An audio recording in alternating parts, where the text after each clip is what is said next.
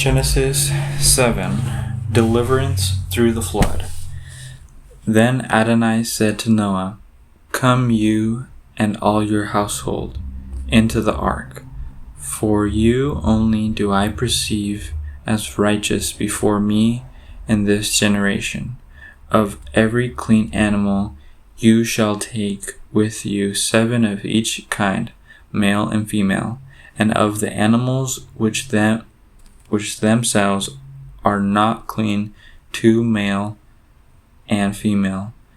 Also of the flying creatures of the sky, 7 of every kind, male and female, to keep offspring alive on the face of the land. For 7 more days I am going to make it rain upon the land, 40 days and 40 nights, and I will wipe out all of existence that I have made from the face of the ground." So Noah did all just as Adonai commanded him. Now Noah was 600 years old, and when the flood came water upon the land. So Noah, his sons, his wife, and his sons. So Noah, his sons, his wife, and his sons' wives entered the ark because of the flood waters, of the clean animals and the unclean animals, the flying creatures, and everything that crawls on the ground. 2 by 2 they came in. They came to Noah into the ark, male and female, just as God commanded Noah. After 7 days, the flood waters were upon the land.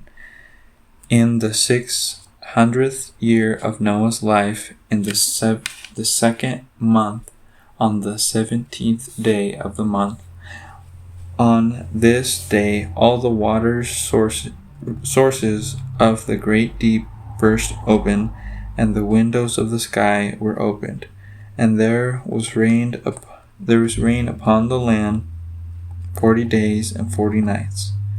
On that same day Noah, along with Noah's sons Shem, Ham, and Japheth, Noah's wife, and 3 wives of Noah's sons with them, entered the ark. They and every animal according to its kind, and all the livestock according to its kind, and every crawling creature that crawls on the land according to its kind, and every flying creature according to its kind, every bird, every winged creature. So to Noah and the ark they went by twos, all flesh in which was the spirit of life. Those that came, male and female, of all flesh, came just as God commanded them. Then Adonai shut him in. The flood was 40 days upon the land, and the waters increased and lifted the ark, so that it rose above the land. The waters overpowered and became very mighty over the land, and the ark drifted on the surface of the water. The waters completely overpowered the land, so that all the high mountains beneath the entire sky were covered. The waters rose 15 cubits higher as the mountains were covered.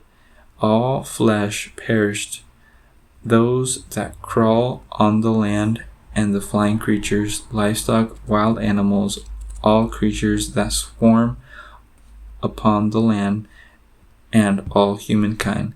Everything that had breath of the spirit of life in its nostrils, everything on dry land, died. So he wiped out all existence that was upon the surface of the ground, everything from people to livestock to crawling creatures and to flying creatures of the sky. They were wiped out of the land. Only Noah and those with him in the ark survived. The waters overpowered the land for 150 days.